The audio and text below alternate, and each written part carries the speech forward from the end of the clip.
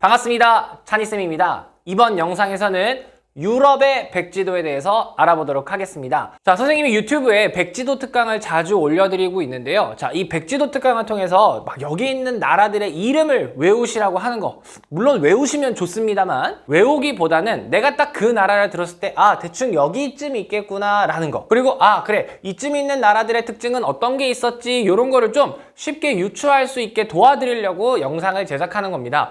당연히 세계지리 수능을 준비하는 학생이라면 나라 이름까지 외우시면 더할 나위 없이 좋습니다. 그러나 나라 이름 외우지 않으셔도 괜찮습니다. 이 나라에 어떤 색칠이 되어 있는 나라가 나왔을 때 이 나라들은 이런 특징이 있었지, 요런 유추할 수 있는 능력, 추론할 수 있는 능력만 충분히 배양되신다면 문제 푸는 데는 크게 지장이 없으실 겁니다.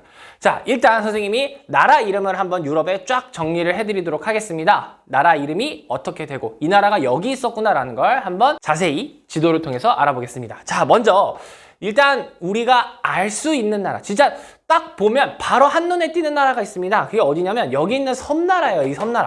이 섬나라, 여기는 우리가 경도, 영도, 시간의 기준이 되는 나라이기도 하고요. 과거에 식민지가 너무 많아서 해가 지지 않는 나라라고 불렸습니다. 그래서 그런 자기들의 그 제국주의 이미지를 좀 벗어내기 위해서 신사의 나라라고 자기들을 부르고 있죠. 영어로는 뭐 킹스맨 이런 게 나왔고요. 그 나라 바로 여기 있는 섬나라 영국이 되겠습니다.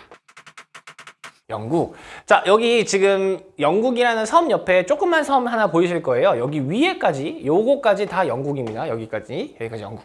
자, 영국은요, 영어로 잉글랜드라고 생각하시는 분들이 많을 것 같습니다. 근데 영국은 잉글랜드가 아닙니다. 영국은 유나이티드 킹덤이라고 부릅니다. 왜 유나이티드 킹덤이냐면 4개의 나라가 하나로 연합된 연방 국가입니다. 그래서 잉글랜드, 그러니까 영국 연방 중에 하나가 잉글랜드인 겁니다. 그래서 잉글랜드, 스코틀랜드, 웨일즈, 그리고 여기 조그만 섬 여기 있는 여기가 북아일랜드. 그래서 4개의 연방 국가가 하나로 이루어진 나라가 되겠습니다. 이 영국 같은 경우는요, 4개가 하나로 연합되어 있어서 이 하나로 공동체처럼 움직이는 게 아니라 4개가 다 따로 놀고 있습니다. 그래서 올림픽이나 월드컵 같은 걸 할 때요, 다 따로 출전해요. 되게 좀 연합이 잘 되는 것처럼 겉으로는 포장하고 있지만 속은 전혀 그렇지 않다는 거. 네. 안에서 분쟁도 엄청 많이 하고 있습니다. 네, 그런 특징이고요. 그리고 최근 세계에서 가장 큰 이슈죠. 유럽이 하나의 공동체로 묶이기 위해서 만든 단체, 유럽 연합을 만들었죠. 근데 거기서 영국이 나 탈퇴할래 라고 했었죠. 그래서 브렉시트 사태가 일어났었습니다. 네, 최근에 탈퇴가 확정이 되었기 때문에 이 세계지리 교과목에서는 엄청나게 시험에 내고 싶어하는 국가 중 하나겠죠. 네, 좋습니다. 그 다음 영국이 여기 있고요. 그리고 여기가 북아일랜드라고 말씀드렸잖아요. 그러니까 여기 밑에 있는 나라는 아일랜드가 되겠습니다. 네, 아일랜드가 여기 있습니다. 아일랜드 같은 경우는 크게 세계지리에서는 시험 문제 내기가 조금 애매한 국가이긴 한데요.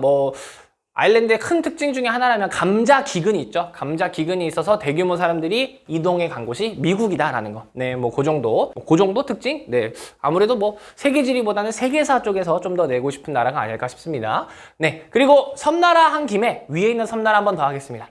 요 섬나라는요, 오로라가 아주 예쁜 나라입니다. 그리고 지금도 해가 지나면 지날수록 국가의 크기가 점점점 커지고 있는 나라예요. 네, 최근 그 신서유기인가요? 거기서 그 이수근 씨하고 은지원 씨가 그 뽑기를 뽑아가지고 실제로 가가지고 여기서 예능도 촬영을 하고 왔었죠. 네, 어디입니까? 아이슬란드라는 나라입니다. 네, 아이슬란드가 여기 있겠습니다. 자, 섬나라 3개는 한 번에 눈에 띄니까 정리를 해봤고요. 자, 여기 이쪽으로 가보겠습니다. 자, 여기는 삼면이 바다로 둘러싸인 곳입니다. 그래서 여기는 반도입니다. 이 반도의 이름은 스칸디나비아 반도가 되겠습니다. 이렇게 뽑아 쓰겠습니다. 자, 이 스칸디나비아 반도 여기 있는 데를 보통 북유럽이라고 부릅니다. 북유럽인데 여기 왼쪽에 있는 나라 먼저 보겠습니다. 이 왼쪽에 있는 나라는요, 여러분 혹시 바이킹이라고 들어보셨어요? 바이킹. 놀이공원이나 이런 데 가면 큰 이런 배 타고 하는 그 놀이기구 이름이 바이킹이죠? 그 바이킹이 뭐예요? 해적선이죠, 해적선. 왜냐면 그 해적들 약간 이렇게 막 그 투구 쓰고 이렇게 막 망치질하는 그런 민족 있지 않습니까? 그 민족이 노르만족인데요. 그 노르만족이 이쪽에 많이 분포를 했었어요. 그래서 진짜 맨날 약탈하고 하니까 답이 없다. No way! 정말 no way! 너 정말 답이 없다. No way! 그래서 여기가 노르웨이입니다. 네, 이걸 실제로 현장 강의에서 학생들한테 하면요, 학생들이 약간 이런 반응을 보이는데 지금 온라인이니까 앞에 아무도 없어서 어떤 반응일지 모르겠네요. 농담으로 다 그렇게 하는 겁니다. 네, 노르웨이. 노르웨이가 영어로 이렇게 쓰죠. 노르웨이.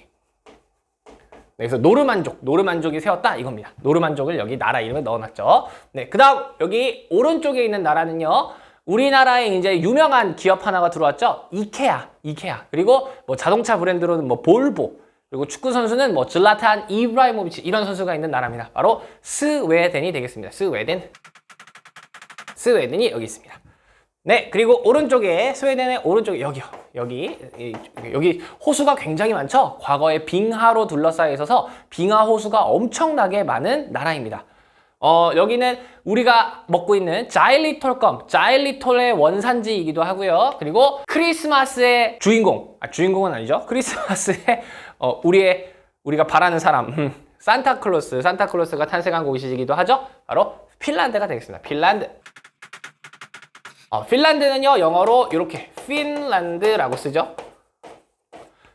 핀족이 세운 나라입니다. 그래서 핀족은 아시아 계열의 민족이어서 아시아 계열 민족들이 이쪽에 와서 세운 나라가 되겠습니다. 네, 여기 아까 빙하호수가 엄청 많다고 말씀드리지 않았습니까? 그 선생님이 지금 재직하고 있는 학교에 옛날에 핀란드 유학생이 교환학생으로 온 적이 있었습니다. 그래서 그 학생이 핀란드에 아무래도 있다 보니까 너무 궁금해서 물어봤죠. 호수가 진짜 많냐? 그랬더니 눈만 뜨면 호수랍니다. 눈만 뜨면 10,000개가 넘는데요. 10,000개. 어마어마하게 많은 거죠. 여기가 핀란드. 그래서 노르웨이, 스웨덴, 핀란드 같은 경우는 우리가 보통 북유럽이라고 부릅니다. 북유럽. 자, 여기 유럽 본토로 와보겠습니다. 자, 여기 유럽 본토로 와서요. 아무래도 여러분들 정 가운데 있는 요 국가부터 하나씩 주변에 연결고리를 만들면서 기억하시는 게 조금 더 도움이 되실 겁니다. 그래서 정 가운데 있는 국가부터 보겠습니다. 나라가 정 가운데 있다 보면 아무래도 영향력이 쉽게 미칠 수 있겠죠. 그래서 유럽에서 지금 영향력이 가장 센 국가입니다. 세계 1, 2차 대전을 일으킨 주범이기도 하고요. 그리고 현재는 세계적인 대기업을 어마어마하게 갖고 있는 국가입니다. 뭐 아디다스, 벤츠, BMW 뭐 이런 세계적인 굴지의 대기업들을 갖고 있는 나라. 바로 전차군단이라고 불리기도 했죠. 독일입니다. 독일이 바로 여기 있습니다. 정 가운데 있어요. 정 가운데. 네. 이 독일이 얼마나 힘이 세냐면 이 유럽이 하나로 만든 공동체 유럽연합이라고 했죠. 유럽연합의 대장이 독일입니다. 독일. 네, 그래서 유럽연합 내에서 독일이 하라고 하면 다른 유럽 국가들도 알았어 이러고 약간 하는 그런 정도라고 보시면 되겠습니다. 자, 독일은 영어로 Germany라고 하죠. 자, 이것도 나라 이름에서 누가 만들었는지 알 수 있습니다. Y를 줄이면 게르만이라고 읽을 수 있습니다. 그래서 게르만족이 세운 나라가 되겠습니다. 네, 뭐 요건 지우고요. 자, 독일의 왼쪽을 보시면 유럽에서 나름 영토가 제일 큰 나라입니다. 러시아를 제외하고요. 영토가 엄청 커요. 그래서 농사 지을 수 있는 땅도 많습니다. 그러니까 실제로 유럽에서 밀 수출량이 세계적인 수준에 있는 나라입니다. 그래서 우리나라가 이 나라의 수도 이름을 따와서 빵집 이름을 만들었어요. 그게 파리 바게트입니다. 파리 바게트. 파리 어느 나라의 수도입니까? 바로 프랑스이죠. 프랑스가 여기 있습니다. 네, 좋습니다. 그리고 여기 장화처럼 생긴 나라가 있죠. 이렇게 장화처럼 생긴 나라, 구두처럼 생긴 나라. 네, 이 나라는 아무래도 나라 모양이 좀 독특하다 보니까 많은 분들이 기억을 하는 것 같습니다. 바로 이탈리아가 되겠습니다. 네, 이탈리아 이렇게 있고요. 자, 독일과 프랑스, 이탈리아 이 어마어마한 대형 국가들 사이에 끼어있는 한 나라가 있습니다. 요 나라요. 자, 우리가 감정이입을 해보자고요. 여러분들이 만약 이 나라에 살고 있다고 가정을 해봅시다. 그리고 세계 1, 2차 대전이 터졌어요. 와우. 어떨 것 같습니까? 바로 옆에서 막 전차 왔다 갔다 하고 비행기 막 전투기 왔다 갔다 하면서 막 전쟁을 엄청 하고 있습니다. 근데 여러분들이 여기 살고 있어요. 엄청나게 두렵고 떨리겠죠. 그런데 이 국가가 굉장히 슬기롭게 잘 대처했습니다. 우리는 중립국이야. 건들지 마. 그래서 1, 2차 세계대전의 피해를 거의 받지 않았습니다. 네, 그런 국가. 앞으로 해도 똑같고요. 뒤로 해도 똑같은 나라 이름을 갖고 있습니다. 바로 스위스입니다. 조금 넓게 빼서 쓰겠습니다. 스위스. 네, 유럽에서 엄청 잘 사는 국가죠. 네, 그래서 나중에 해외여행 가실 때 그 스위스를 가실 계획이 있으시다면 스위스에서 호텔이나 식당을 가시는 건 사실 돈이 아주 많지 않고서 하기는 좀 쉽지 않은 판단입니다. 굉장히 비싸거든요. 진짜 물가가 어마어마하게 비싸요. 그래서 좀 꿀팁을 드리면 여기 독일이 있거든요. 독일이 생각보다 가깝습니다. 이 스위스랑. 그래서 독일에다 숙소를 잡으시고 왔다 갔다 왕복을 하시는 걸 추천드립니다. 사실 그게 더 훨씬 비용을 절감할 수 있습니다. 네. 자, 이렇게 보겠습니다. 이렇게 했고요. 자, 이제 독일로 다시 돌아올게요. 중앙에서 이제 이야기를 뻗어나가면 좀 편하다 그랬죠. 독일의 위에 보면 독일의 뿔처럼 생긴 나라가 있어요. 여기 독일의 뿔처럼. 마치 뿔처럼 달려있는 나라가 있는데요. 이 나라가 참 기억하기가 쉽습니다. 여러분 우리가 끝말잇기 할 때 스웨덴 하면 항상 뭐가 나옵니까? 덴 다음에 덴마크가 나오죠. 스웨덴마크, 덴마크가 여기 붙어 있습니다. 여기 있습니다. 이 독일 위에 있는 뿔, 여기가 덴마크. 여러분 덴마크 하면 뭐가 떠오르십니까? 덴마크가 요즘에 우리나라에 엄청 많은 제품들이 들어왔죠. 뭐가 있습니까? 편의점 가시면 덴마크 우유, 덴마크 요구르트, 덴마크 치즈 이런 걸 엄청 보실 수 있죠. 여기 덴마크가 실제로 유럽에서 낙농업으로 엄청 유명한 나라입니다. 네, 그래서 덴마크 이름을 빌려와서 우리나라에서 제품을 만들고 있는 거죠. 네, 좋습니다. 자, 다시 독일로 돌아와서요. 독일과 프랑스 사이에 두 나라가 껴 있습니다. 두 나라가 껴 있는데요. 위쪽의 나라는 아무래도 우리나라에 좀 친숙한 국가이기도 합니다. 왜냐면 테마공원 같은 거 할 때 튤립이나 풍차를 이 나라에서 모티브를 많이 갖고 와서 만들거든요. 바로 튤립과 풍차의 나라, 네덜란드가 되겠습니다. 네, 네덜란드고요. 자, 우리가 이 네덜란드 같은 경우는 여기 이 스위스와 여기 이탈리아 위쪽 여기에 알프스 산맥이 있습니다. 알프스 산맥에서 독일을 이렇게 가로질러서 흐르는 강이 라인강이라고 불리는 강인데요. 그 라인강의 끝이 바로 이 네덜란드입니다. 네덜란드를 통해서 그러다 보니 많은 물자들이 들어와서 네덜란드에 유럽에서 가장 큰 항구가 있습니다. 유로포트라는 항구인데요. 아주 중요한 공업의 역할을 하고 있습니다. 네덜란드가 여기 있다는 거 체크해 주시고요. 그 다음 여기 네덜란드 아래쪽에 있는 나라는요. 요즘에 이 나라 초콜릿이 우리나라에서 엄청 인기가 많고요. 그리고 이제 어른들은 이 나라 맥주를 어마어마하게 좋아합니다. 네, 그리고 축구 선수는 유명한 아자르 선수가 있고요. 네, 어디냐면 벨기에가 되겠습니다. 벨기에. 쓸 칸이 없네요. 여기 있으면 되죠. 네, 벨기에 이렇게 되겠습니다.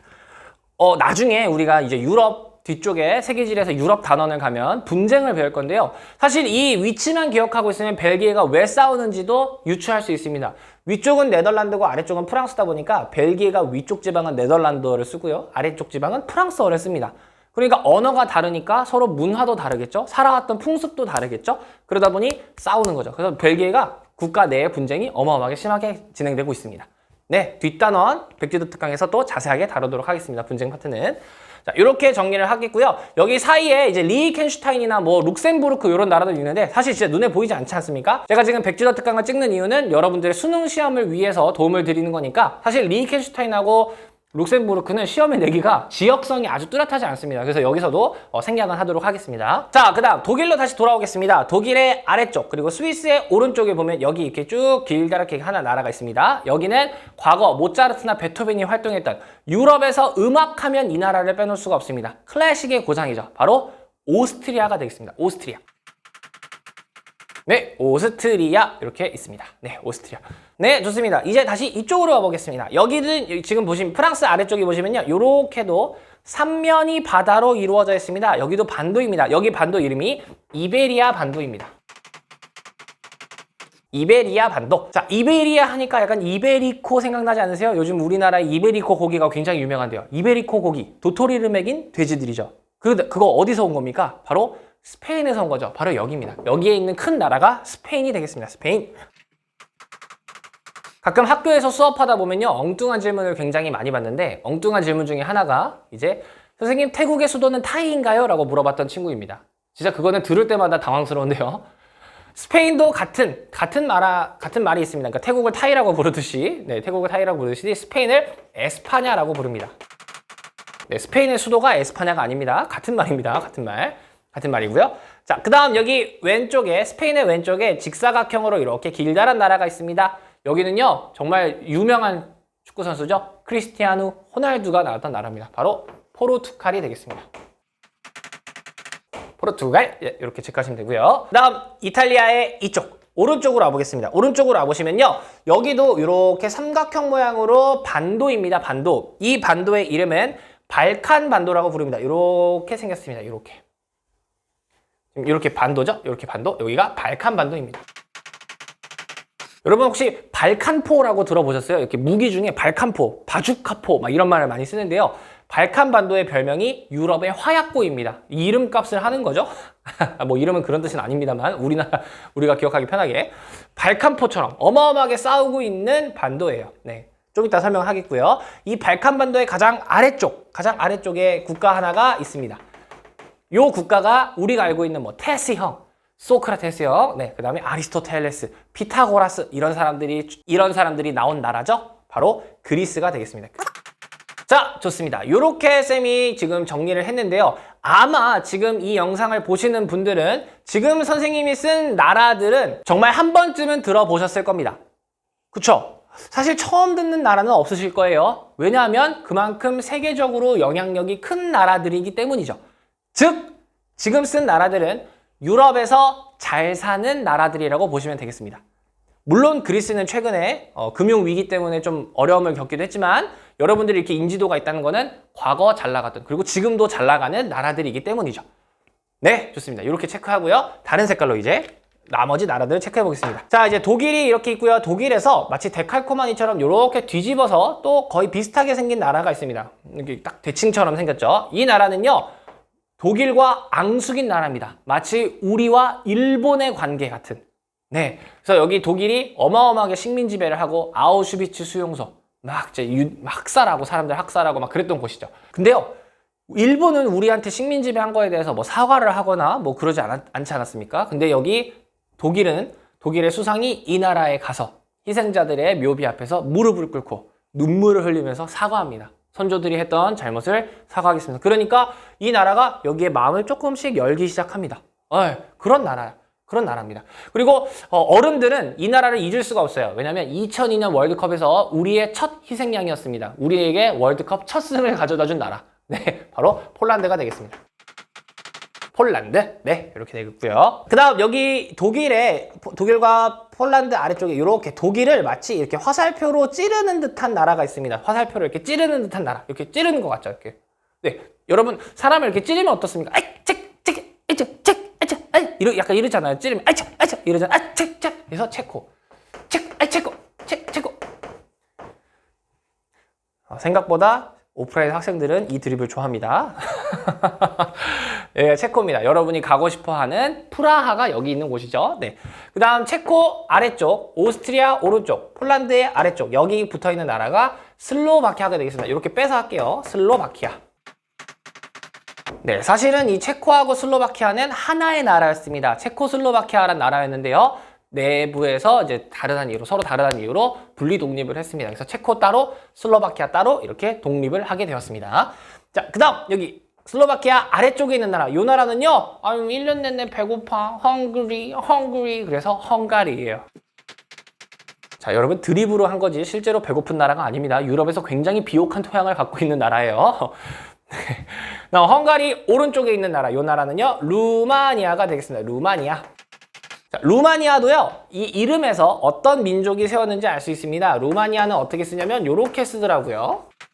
보니까 여러분 요거 뭡니까? 로마죠? 과거 로마인들이 와서 세운 나라라고 합니다. 네, 루마니아 이렇게 보시면 되고요. 루마니아 밑에는요, 요즘 허위 뉴스가 떴었죠. 지금 촬영하고 있는 현 시점에서 허위 뉴스가 요즘 퍼졌었습니다. 그게 뭐냐면 불가리스를 먹으면 그 코로나가 안 걸린다는 그런 허위 소문이 돌고 있었는데요. 여기는 불가리스가 계속 샘솟는 나라입니다. 그래서 나라 이름이 불가리아. 네, 여러분 농담인 거 아시죠? 네. 네, 이렇게 했고요. 네, 그 다음에 여기 루마니아 위쪽에 가로로 조금 긴 나라가 있습니다. 이 나라는 우크라이나라는 나라입니다. 뭐 전 세계에서 미녀가 가장 많은 나라라고 합니다. 그래서 김태희가 밭을 갈고 있다 이런 소문까지 돌고 있는데 그거를 세계지리 시험에 낼 수는 없겠죠. 네, 우크라이나 같은 경우는 세계지리에서 의미 있는 지역성이 하나가 있습니다. 바로 여기 밑에 여기 바다 이름이 흑해라고 써 있는 거 보이시죠? 흑해. 직역하면 Black Sea입니다. 왜 블랙? 흙이 검정색이어서 바다도 검정색으로 보이는 거예요. 여기 우크라이나 땅의 색깔이 모두 검정색입니다. 그래서 어마어마하게 비옥한 토양이에요. 네, 그게 여기 있습니다. 우크라이나. 유럽의 곡창지대라고 불리는 곳입니다. 네. 자, 우크라이나 얘기가 나온 김에 좀 부연 여러분들의 좀 배경 지식을 늘려드리고자 바로 이어서 설명하겠습니다. 여기 이제 이쪽에 어마어마하게 큰 나라가 생략이 돼 있죠. 여기 지도에서 잘려 있지만 여기 어마어마하게 큰 나라. 세계에서 영토가 가장 크고요. 정말 무시무시한 나라죠. 바로 러시아입니다. 러시아. 자, 이 러시아가요. 배경 지식을 조금 드리자면 러시아가 항상 갖고 싶었던 게 있습니다. 그게 뭐냐면 부동항입니다. 바로 얼지 않는 항구죠. 지금 위치를 보시면 러시아는 바다로 나갈 수 있는 곳이 북극밖에 없습니다. 북극. 북극은 근데 여러분 얼죠. 그러니까 얼면 배가 뜰 수 없어요. 그죠? 그래서 이 러시아가 부동항을 얻기 위해서 자꾸 동쪽으로 진출해서 얻은 게 우리나라 근처에 있는 블라디보스토크입니다. 한 번쯤 들어보셨을 것 같습니다. 근데 그 블라디보스토크는 사실 여기 러시아 본토 여기에 있는 뭐 모스크바 이런 러시아의 주요 도시들과 너무 멀단 말이죠. 그래서 사실상 제 기능을 완벽하게 수행해내고 있지 않아요. 그래서 여기 러시아는 항상 부동항이 갖고 싶었습니다. 그때 이 러시아가 눈독 들인 공간이 어디냐면 바로 여기입니다. 흑해 우크라이나 쪽에 있는 여기 반도가 하나 있죠? 여기가 크림반도예요. 뉴스를 자주 보신 분들은 좀 익숙하게 이름을 접해보셨을 것 같습니다. 이 크림반도가 이제 흑해 바다에 있다 보니까 여기서 이렇게 해서 지중해로 나갈 수 있습니다. 그래서 이 러시아가 여기를 탐냅니다. 그래서 여기로 바로 무력 진압을 해서 크림반도를 탈환해오죠.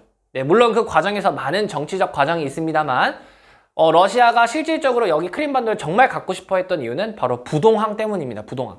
여기를 갖게 되면 바로 러시아가 진출을 할 수 있는 해양 진출로를 만들게 되는 거죠. 네, 그래서 이렇게 크림반도를 뺏으려고 했던 겁니다. 이 크림반도 뺏은 지 얼마 안 됐죠, 여러분? 3, 4년인가 밖에 안 됐습니다. 굉장히 최근 일입니다. 굉장히 최근 일. 자, 그 다음 이 위에는요, 여기 우크라이나 위에는 벨로루시라는 나라입니다. 네, 사실상 시험에 나올 가능성이 제로라고 보시면 되겠습니다. 특징이 크게 없고요. 그 다음 여기 위에 이렇게 세 나라가 붙어 있습니다. 이렇게요. 하나, 둘, 셋 붙어 있죠? 요 사이는 여러분 러시아입니다. 네. 요 세 나라가 붙어 있습니다. 요거를 발트 3국이라고 부릅니다. 뭐 나라 이름은 리투아니아, 뭐 에스토니아 뭐 이런 식으로 있는데요. 네. 나라 이름이 중요한 게 아니라 발트 3국이라는 거. 요것만 체크해 주시면 되겠습니다. 그리고 중요한 것이 있습니다. 이제 여기 보시면 오스트리아, 헝가리, 루마니아, 그리고 여기 불가리아, 그리스 사이에 어마어마하게 많은 국가들이 껴 있습니다. 여기 잘 보일까 모르겠습니다. 여기 굉장히 많은 국가들이 막 혼재되어 있죠. 이 장소는 원래 하나의 나라였습니다. 원래 하나의 나라였어요. 그래서 옛날에 나라 이름이 뭐였냐면 옛날에 유고슬라비아라는 곳이었어요. 근데 이 안에서 민족 다르고 뭐 종교 다르다 뭐 하다 이런 이유로 다 싸우고 해서 분리독립해서 다 뿔뿔이 흩어졌습니다. 나라 이름을 몇 개 좀 알만한 걸 얘기해 보자면 뭐 세르비아, 몬테네그로, 아니면 뭐 크로아티아 이런 나라들이 있습니다. 그러니까 과거의 한 나라였는데 지금 싸워서 어마어마하게 헤어졌다라고만 생각을 하시면 될 것 같습니다. 아까 발칸반도가 유럽의 화약고라 그랬죠? 그러니까 어마어마하게 싸우는 곳이에요, 여기가. 그래서 여러분 세계 1차 대전 시작이 여기지 않습니까? 세르비아에서 팡! 총살, 오스트리아 황제를 암살했죠. 세르비아 청년이. 네. 그래서 한 나라였는데 지금은 뿔뿔이 흩어진 곳 요렇게 체크를 해주시면 좋을 것 같습니다. 네, 좋습니다. 자, 지금 파란색으로 선생님이 체크한 나라들은요, 아마 처음 들어본 나라도 있을 거고요. 그리고 사실 아주 그렇게 세계적으로 영향력이 큰 나라는 아닙니다. 물론 러시아를 제외하고요. 이 나라들은 왜 파란색으로 했냐면 과거 소련이었던 나라들입니다. 즉 과거 소련의 영향을 받아서 사회주의였던 나라들인 거죠. 그런데 최근에 이제 사회주의 체제를 버리고 시장경제 체제를 들여오면서 이제 막 어마어마하게 발전하려고 준비 중인 유럽이라고 생각하시면 되겠습니다. 아무래도 이 초록색이나 주황색으로 쓴 국가들보다는 확실히 비중이 좀 떨어지는 거 느껴지시죠? 네, 과거 소련이었기 때문에 그렇습니다. 그래서 지금은 굉장히 발전을 많이 하고 있는 유럽 이렇게 생각하시면 되겠습니다.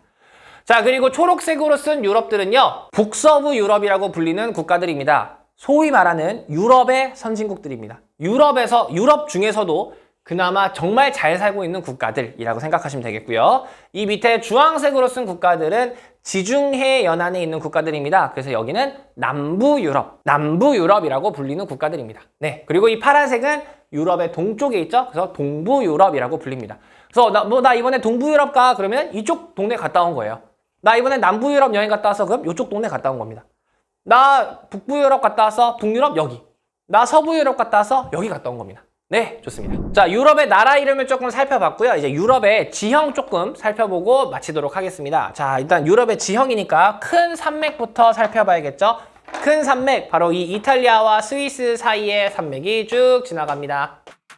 선생님이 좋아하는 펭수가 항상 부르는 노래죠. 저다 그나는 스위스 아가씨 귀여운 목소리를 내 히휘 막 이러면서 하는 거 있죠. 그 노래 제목 알프스 소녀 하이디. 그러니까 알프스입니다. 알프스. 이름이 중요한 게 아니라 여기는 신기조산대라는 거. 최근에 생겨서 높고 험준하다. 네, 요거 기억해 주시고요. 그리고 고기조산대 체크해 보겠습니다. 고기조산대 바로 여기 스칸디나비아 산맥, 여기 국경선을 따라서 이렇게 산맥이 있습니다. 그래서 요 산맥의 이름 스칸디나비아 산맥입니다. 네, 좋습니다. 우선 요 정도까지만 체크를 하고요. 그리고 이제 바다 이름을 좀 체크해 보겠습니다. 바다 이름, 자, 여기 아프리카와 유럽 사이에, 대륙 사이에 있는 바다입니다. 그래서 미들, 중간에 테리안, 테리토리, 영토, 땅! 그래서 그 사이에 있다. 그래서 지중해가 여기 있습니다. 여기 써있죠? 지중해, 지중해가 여기 있습니다. 네, 그리고 여기 북해 체크해 주세요. 북해. 영국 그리고 유럽 본토 이 스칸디나비아 반도 사이에 있는 바다가 북해입니다. 유럽의 북쪽에 있다 그래서 북해, 노스시예요, 노스시. 네, 여러분 이 유라시아에서 사실 대륙의 북쪽에 요만한 바다가 없습니다. 그래서 그게 북해예요. 우리나라 동쪽 바다를 이스트시, 동해라고 부르지 않습니까? 그게 지리학자들이 또 주장하는 것 중에 하나가 우리나라의 동쪽이라서 동해라고 꼭 해야 되는 것뿐만 아니라 유라시아 대륙 전체를 봤을 때 동쪽 끝 바다다. 그래서 이스트시라고 또 해야 된다라고 주장하시는 분들도 굉장히 많습니다. 네, 근데 그거를 어떤 나라가 자꾸 재팬시다 이렇게 우기고 있는 거죠. 네, 어떤 나라인지 얘기해버렸네요. 네, 그리고 여기 사이에 있는 바다요. 여기 스웨덴과 발트 3국 사이에 껴있는 바다가 있습니다. 이 바다는 발트해라는 바다입니다. 네, 나라 이름 설명할 때 여기가 발트 3국이라고 말씀을 드렸죠. 거기에 발트해에 있어서 발트 3국입니다. 자, 이 발트해는요, 조금 중요한 특징을 갖고 있습니다. 이 유럽 같은 경우는 1년 내내 바다에서 불어오는 편서풍의 영향을 받는다고 알고 있습니다. 자, 여러분 여기 위도가 써있는데 여기 위도 45도고요. 여긴 60도가 넘습니다. 우리나라가 위도 38도인데도 겨울에 겁나 추운데 여기는 겨울에 축구 리그를 열고 있죠. 왜? 그 이유는 바다에서 불어오는 따뜻한 편서풍 그리고 여기 난류도 오르고 있어요. 그 영향을 받기 때문에 유럽이 축구 리그를 할 수 있게 된 건데요. 자, 근데 이 바람이 이렇게 불다가 스칸디나비아 산맥에 빵 부딪힙니다. 바람은 얘를 뚫고 가지 않죠. 그러니까 이 편서풍과 난류의 영향이 노르웨이까지는 전달이 되는데 여기 스웨덴과 핀란드는 전달되지 않습니다. 그래서 여기는 겨울에 영하로 내려가요. 즉 여기는 냉대기후입니다. 여긴 온대기후인데요. 여긴 냉대기후입니다. 그래서 이 발트해는 겨울에 얼어요. 네, 스웨덴이 뭐 이케아랑 볼보 이런 기업들이 많다고 말씀드렸죠. 네, 그런 기업들이 이 발트해를 통해서 수입을 해야 되는데 겨울이면 없니다. 그래서 이 스칸디나비아 산맥을 넘어서 겨울에는 노르웨이를 통해서 수출입을 합니다. 네, 그래서 발트해 위치 꼭 체크해 주시고요. 겨울에 언다, 냉대기후라는 거 한번 체크해 주시면 좋을 것 같습니다. 그리고 여기 아래쪽, 우크라이나 아래쪽에 흑해라는 바다가 있습니다. 흑해는 약간 여러분 이렇게 토끼처럼 생겼어요. 이렇게 귀 두 개 있는 토끼, 이렇게 귀가 두 개 있는 토끼 같이 생겼죠. 흑해, 직역하면 Black Sea입니다. Black Sea. 주변의 흙들이 모두 검정색이어서 검정색 흙이 약간 거름이지 않습니까? 거름같이 생겨서 굉장히 비옥한 토양을 갖고 있다는 거. 네, 체크해 주시면 좋을 것 같고요. 아, 그리고 선생님이 한 가지 안 한 게 여기 이렇게 길쭉한 나라 있죠. 여기 직사각형으로 길쭉한 나라. 요 나라는 사실 유럽은 아닙니다. 근데 유럽이 되고 싶어서 계속 이 유럽에 러브콜을 보내고 있는 나라입니다. 네, 바로 터키라는 나라예요. 아무래도 이쪽 서남아시아에 있는 국가들과 교류하는 것보다 유럽에 있는 국가들이랑 교류하는 게 자기들 나라의 국익이 더 올라갈 거라고 생각해서 자꾸 유럽에 편입되고 싶어 합니다. 그래서 유럽이 그래 봐줄게 해서 축구는 껴줘요. 그래서 유럽에서 하는 축구 리그가 유럽 챔피언스 리그인데요. 거기에 터키가 출전을 합니다. 과거에 드록바라는 선수가 여기 갈라타사라이라는 팀에서 뛰었었죠. 네. 비슷하게 러시아도 유럽은 아닙니다. 따지고 보면 유럽은 아니죠. 근데 유럽이 되고 싶으니까 자꾸 유럽이랑 교류를 많이 하고 그래서 보통 우리가 유럽의 통계도 많이 껴넣기도 하는데요. 실질적으로 유럽연합에 가입은 못했습니다. 네. 그래서 여기도 러브콜을 계속 보내긴 했겠죠. 근데 여기가 껴줄 리가 없잖아요. 그죠? 그래서 축구는 같이 합니다. 그래서 뭐 CSKA 모스크바인가요? 그 팀도 여기 있고 막 그렇죠. 네, 그 팀도 막 챔피언스 리그 나오고 막 그러죠. 네, 아무튼 지형은 요 정도만 체크해 주시면 좋을 것 같습니다. 자, 이렇게 해서 오늘 유럽 백지도에 대해서 알아봤는데요. 세계지리 지금 초반이다 보니까 세계지리의 모든 유럽의 내용을 다 담지 않고요. 여러분들이 좀 처음에 배경 지식을 늘릴 수 있는 도움이 될 만한 정보들만 간략하게 소개를 해드렸습니다. 뒷부분 유럽 단원에서 좀 더 자세하게 유럽을 다루는 백지도 특강을 한 번 더 올릴 테니까요. 그때는 그 영상을 참고해 주시고요. 여러분들이 지금 세계지리 공부하시면서 유럽이 나왔을 때 아, 이 나라가 여기쯤 있구나. 아, 유럽이 그래서 이랬구나. 요 정도만 좀 파악해 주시면 좋을 것 같습니다. 네, 그래서 오늘 영상은 여기서 마치도록 하겠고요. 혹시나 궁금한 점 있으시면 언제든지 댓글 남겨주세요. 그럼 선생님은 다음 영상에서 또 찾아뵙도록 하겠습니다. 그럼 다음 영상에서 만나요.